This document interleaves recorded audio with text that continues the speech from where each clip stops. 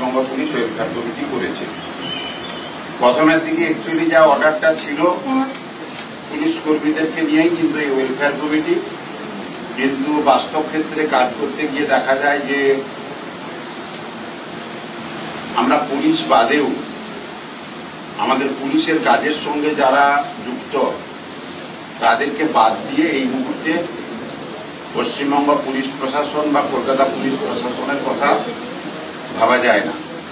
সেই দৃষ্টিভঙ্গিতে থেকে রাজ্যের মুখ্যমন্ত্রীর মৌখিক অনুমোদন ক্রমে পরবর্তী পর্যায়ে অন্যান্য সহায়ক পুলিশ কর্মীরাও আমাদের এই ওয়েলফেয়ার কমিটির অন্তর্ভুক্ত হয়েছে এবং প্রায় প্রথম বছর থেকেই একটু একটু করে পশ্চিমবঙ্গ পুলিশ ওয়েলফেয়ার কমিটি বিভিন্ন সরকারের কাছ থেকে যেমন বিভিন্ন দাবি দেওয়া, সুবিধা অসুবিধা আদায়ের একটা চেষ্টা হয়েছে, অন্যান্য ক্ষেত্রে আমরা নিজেরা পুলিশ কর্মীরা আমরা নিজেদের কাছে দাঁড়ানোর বা অন্যান্য সামাজিক কাজ সরকারের বিভিন্ন প্রকল্পে দাঁড়ানোর আমরা চেষ্টা করেছি।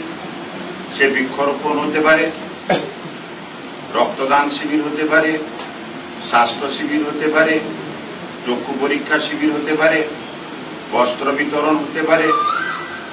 প্রচন্ড গরমের সময় এবছর প্রায় আমরা 2.5 লক্ষ সাধারণ মানুষকে রাস্তার ধারে দাঁড়িয়ে পানীয় জল সরবরাহ করেছি।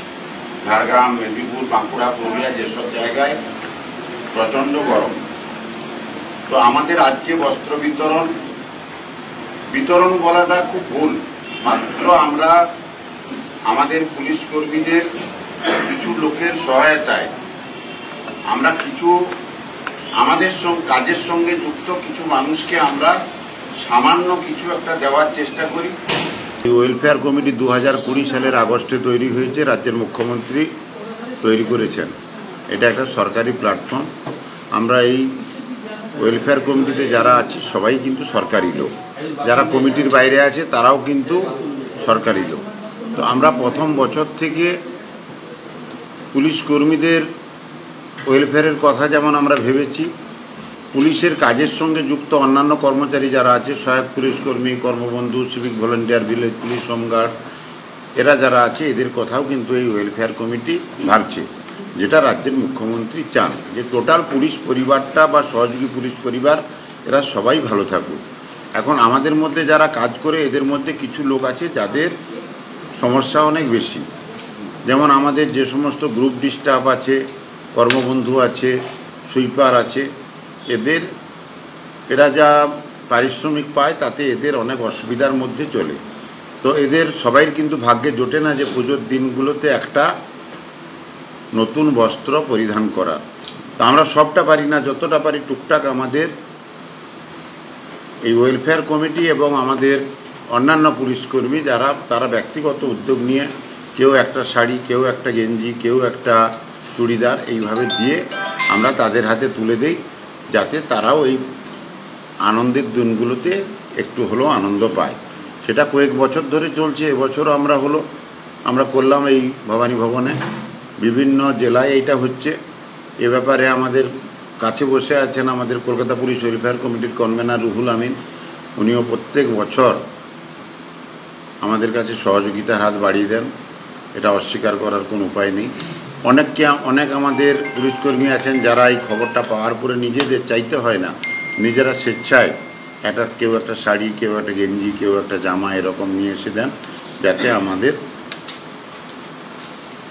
কর্মবন্ধু, সহযোগী পুলিশকর্মী বা যারা সুইপার আছেন, কন্ট্রাকচুয়াল বেসিসে কাজ করছেন, মাত্র 5,000 টাকা বেতন, তাদের হাতে তুলে দিই।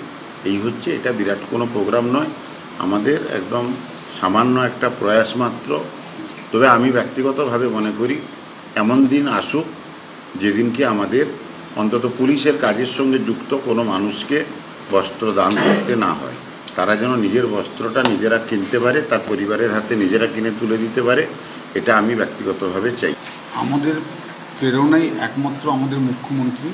এই কারণে আমাদের মুখ্যমন্ত্রী আমাদেরকে ওনার যে ভাবনা, ওনার যে চিন্তা, যে পুলিশ পরিবার, সমস্ত পুলিশ পরিবার, সেটা সিভিক হতে পারে, সেটা কর্মবন্ধু হতে পারে, সেটা হোমগার্ড হতে পারে, সেটা সমস্ত পুলিশ তারা যে আছে তাদের সুখ, তাদের শান্তি, তাদেরকে ভালো করে রাখার জন্যই এই ওয়েলফেয়ার।